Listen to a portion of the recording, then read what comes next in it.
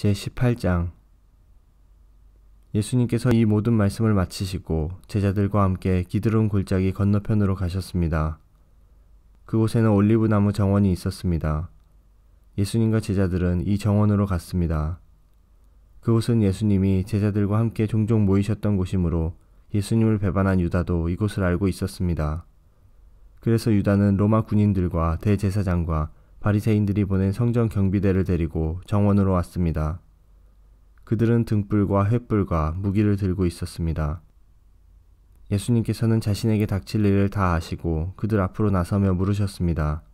너희가 누구를 찾느냐? 그들은 나사렛 사람 예수다 라고 대답했습니다. 예수님께서 그 사람들에게 내가 그 사람이다 라고 말씀하셨습니다.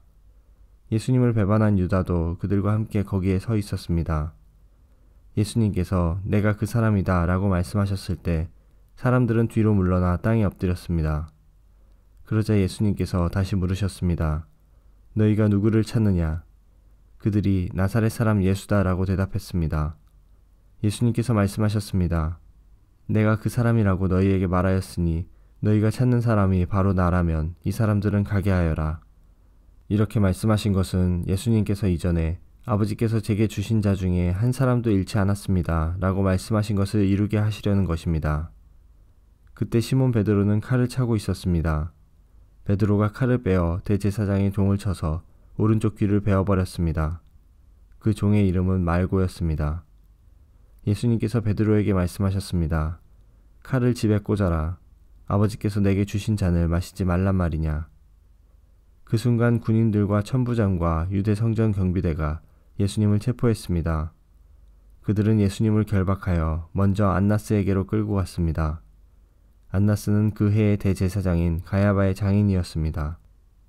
가야바는 며칠 전에 유대인들에게 한 사람이 백성을 위해 죽는 것이 더 낫다고 말한 사람이었습니다. 시몬 베드로가 다른 제자 한 사람과 함께 예수님을 따라갔습니다. 이 다른 제자는 제사장과 친분이 있는 사람이었기에 그는 예수님과 함께 대제사장의 집들 안으로 들어갔습니다. 그러나 베드로는 문 밖에서 기다려야만 했습니다. 대제사장과 아는 사이인 그 제자가 문 밖으로 나왔습니다. 그가 문 지키는 여자에게 말하여 베드로를 안으로 데리고 들어갔습니다. 문 지키는 여자가 베드로에게 당신은 이 사람의 제자 중 한 사람이 분명 아니지요? 하고 물었습니다.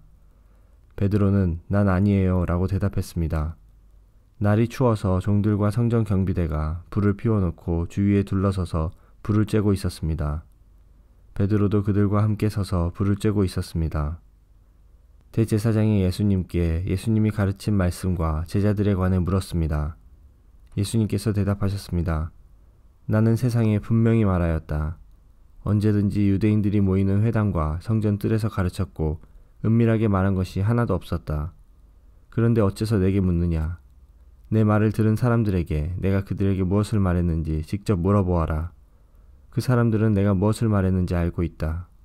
예수님이 이렇게 말씀하실 때 곁에 있던 성전 경비대원 중 한 사람이 예수님의 얼굴을 주먹으로 치면서 말했습니다. 대제사장께 이런 식으로밖에 대답하지 못하겠소.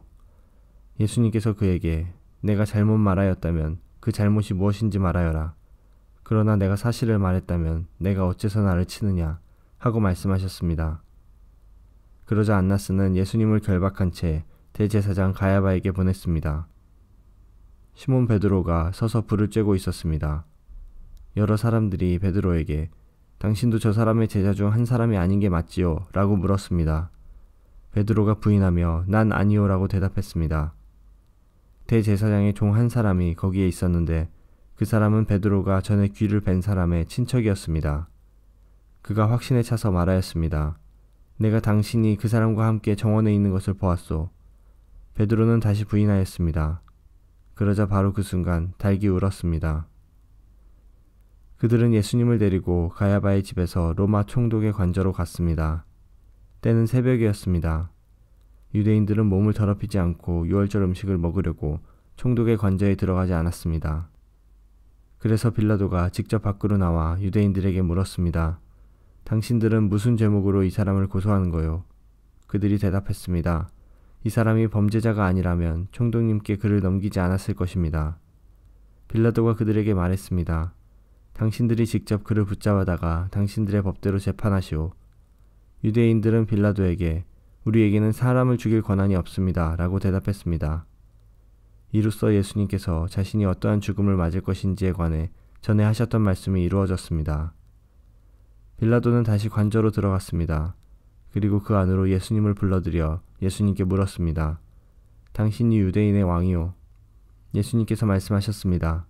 이것은 내 스스로 하는 말이냐 아니면 다른 사람들이 나에 관하여 내게 한 말이냐? 빌라도가 대답했습니다. 나는 유대인이 아니오. 당신의 민족과 대제사장들이 당신을 나에게 넘겼소. 당신은 무슨 짓을 행했소? 예수님께서 대답하셨습니다. 내 나라는 이 세상에 속하지 않았다. 만일 내 나라가 이 세상에 속한 나라였다면 내 종들이 싸워서 내가 유대인들에게 잡히지 않게 했을 것이다. 이제 내 나라는 이 땅에 속한 것이 아니다.